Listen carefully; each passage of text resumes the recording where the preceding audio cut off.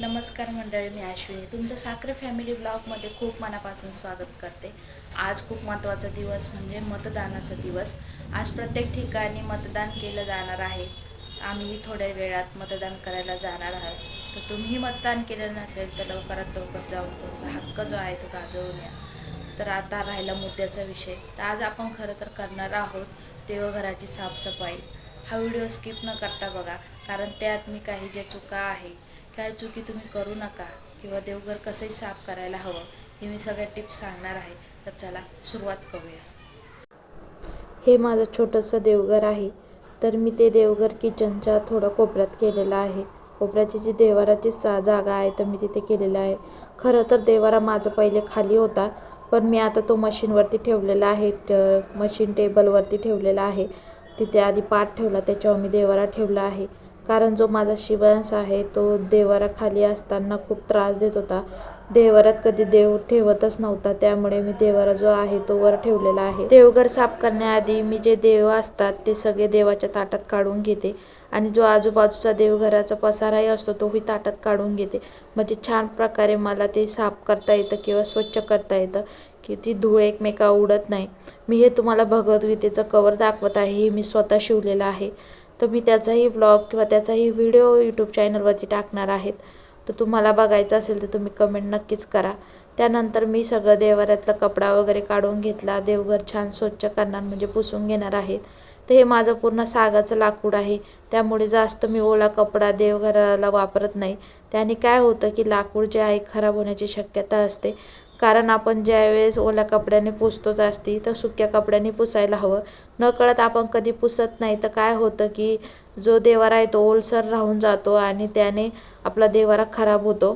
तर मी ते तांब्याचे भांडे तुम्हाला दाखवलेले आहे. तर ते भांडे मी डेली घासत असते, त्यामुळे ते कधी खराब होत नाही. त्याला कशाही प्रकारचे डाग पडत नाही. तांब्याचे भांडे हे कसं तुम्ही घसत 2 दिवसाआड जरी घासले तर तांब्यांच्या भांड्यांना हे डाग पडत नाहीत. तर मी देवघर 8-10 दिवसांनी हा साफ करत असते. कारण सुट्टीचा दिवस आल्यानंतर 8व्या दिवशी मी साफ करते, त्यामुळे देवघर कधी माझं जास्त खराब होत नाहीत. तर मी वरच्या वरच स्वच्छ करते आणि दर 15 दिवसांनी मी पूर्ण डीप क्लिनिंग करते देवघर. म्हणजे मी पूर्ण देवघर साईडला काढून तिथला आजूबाजूचा जो जागा आहे म्हणजे आजूबाजूचा परिसर आहे तो पूर्ण स्वच्छ करते, पुसून घेते आणि मग मी देवघर मांडते. तर मी हे वरच्या वर करत आहे. 8 दिवसाची साफसफाई करत आहे. तर म्हटलं चला तुम्हालाही दाखवूया. तिकडं बघू शकता मी वरचं सगळं सामान, साईडचं खालचं सगळं सामान काढून छान बारीक निरीक पुसून घेत आहे. तर देवाऱ्यावर जास्त धूळ नव्हती, पण कसंही ना आताही हवा वगैरे चालू असते त्यामुळे धूळ ही घरात येतच असते. त्यात माझं घर जे आहे रस्त्याच्या कडेला आहे, त्यामुळे घरात खूपच धूळ येते. तर इकडं बघू शकता मी जास्त सगळं व्यवस्थित पुसून घेतलं. नॉर्मल ओला कपडा केलेला आहे, मी जास्त ओला कपडा घेतलेला नाही आहे. आणि ओला कपड्याने पुसल्यानंतर मी जे आहे सुक्या कपड्याने हे सगळं व्यवस्थित पुसून घेतलेलं आहे. देवारा कशा प्रकारचा मी ओला ठेवलेला नाही आहे. तर आजूबाजूचं जे आहे सर्व मी साफ करून घेतलं, तेही मी छान स्वच्छ पुसून घेतलेलं आहे. ते पुसून घेतल्यानंतर आपल्याला ते सर्व काही ड्रॉवर वगैरे जे काही सामान आहे ते मी सर्व व्यवस्थित लावून घेते. आणि जे आपल्या देवघराचे जे पायऱ्या असतात जे आपण आतमध्ये ठेवतो, ते ठेवण्याआधी आपल्याला एक काम करायचं आहे. छान पाणी घेऊन त्यात पायऱ्यांच्या खाली आधी स्वस्तिक काढायचं आहे, मग त्या पायऱ्या ठेवायच्या आहे. तर मी ते पायऱ्या ठेवल्यानंतर त्यावर देवाचा लाल कपडा टाकलेला आहे. मी वेलवेटचं कापड यूज करते देवांसाठी, कारण ते का की ओलसरपणा त्यात जास्त राहत नाही. आणि दुसरी गोष्ट अशी की ते पायऱ्यावरती सटकत नाही, व्यवस्थित बसतं. ठीक आहे, व्यवस्थित शेपमध्ये देवाऱ्यात बसतं. त्यामुळे मी वेलवेटचा कपडा ठेवते. ते झाल्यानंतर मी सर्व देव एक एक करून पुसून घेतलेले आहे, व्यवस्थित ठेवलेले आहे. खरं तर आपले जे फोटो असतात देवांचे, तर ते काही फोटोंना काच नसल्यामुळे जास्त ओला कपडा वापरू नका. कारण ते नुसतं कागदाचा फोटो असल्यामुळे ते काय होतं की कागद गोळा होतो. त्यामुळे मी जे आहे काच असेल तर त्याला थोडं पाणी जास्तही असलं कपड्याला तरी चालतं. पण मग ज्याला काच नसते ज्या फोटोला, त्याला मी थोडंसं सुकलेलाच कापड यूज करते पुसण्यासाठी. मी ते छान फोटो फ्रेम पुसून घेतले आणि देवाऱ्याच्या देवघरात ठेवून घेतले. त्यानंतर जे बाकीचे देव असतात त्यांना मी स्नान घालत आहे. तर आपण काय करतो की जे ताटात आहे, देवाच्या ताटात सगळे देव एकत्र काढतो आणि त्याच्यावरती स्वच्छ पाणी घेऊन पूर्ण पाणी टाकतो आणि देव एक एक करून पुसून देवघरात ठेवतो. तर आपल्याला तसं करायचं नाही आहे.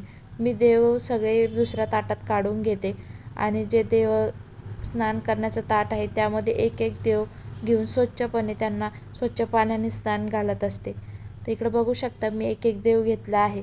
प्रत्येकाला स्वच्छ पाणी घेतलेलं आहे तांब्यातनं आणि त्यांना स्नान घातलेलं आहे. सुक्या कपड्यांनी त्यांना स्वच्छपणे पुसून घ्यायचं आहे. कशाही प्रकारची मूर्ती ओरसर ठेवू नका आणि मग आपल्याला ते देवघरात स्थापन करायचे आहेत.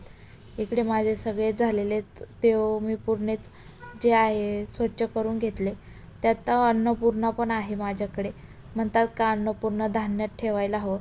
धान्यात ठेवल्यानंतर घरामध्ये कशाही प्रकारचं धान्य कमी पडत नाही. ती खरी गोष्ट आहे.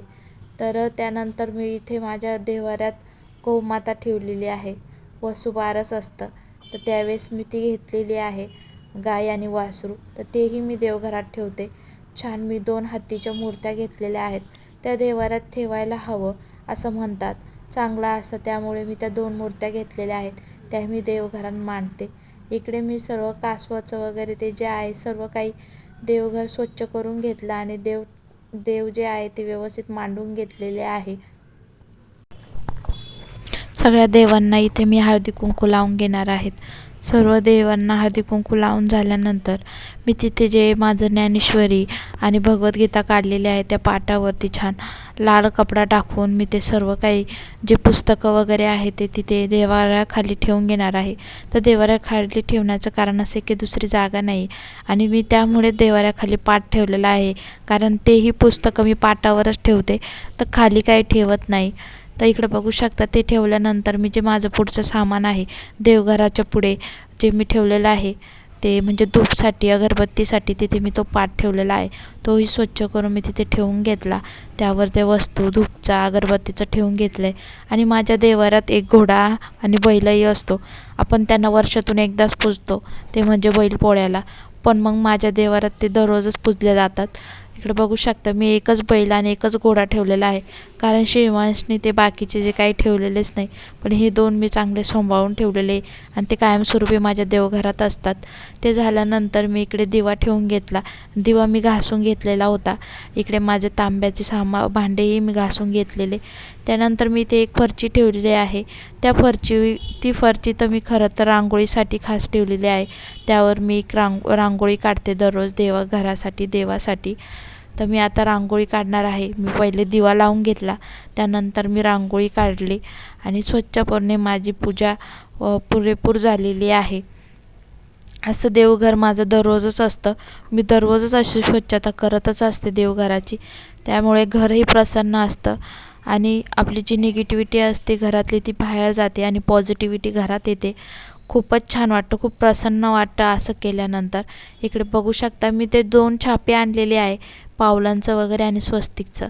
त्या छापांनी मी खरं तर पावलं वगैरे काढून घेते. त्यानंतर बाकीची जी रांगोळी ती मी हातानेच काढत असते.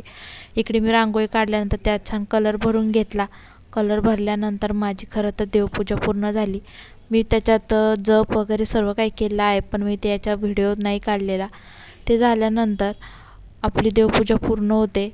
आणि तुम्हाला व्हिडिओ आवडल्यास लाईक, शेअर, कमेंट करा आणि नवनवीन व्हिडिओ बघण्यासाठी चॅनलला सबस्क्राईब करा. तुम्हाला कोणकोणते व्हिडिओ बघायला आवडेल तर नक्की कमेंट करून सांगा. बिफोर आणि आफ्टर तुम्ही देव्हारा बघतच असाल. इकडे बघू शकता माझा आफ्टर देव्हारा कसा होता आणि बिफोर देव्हारा कसा आहे. माझी छान पूजा झाली. व्हिडिओ काढायला खूप छान वाटलं. धन्यवाद.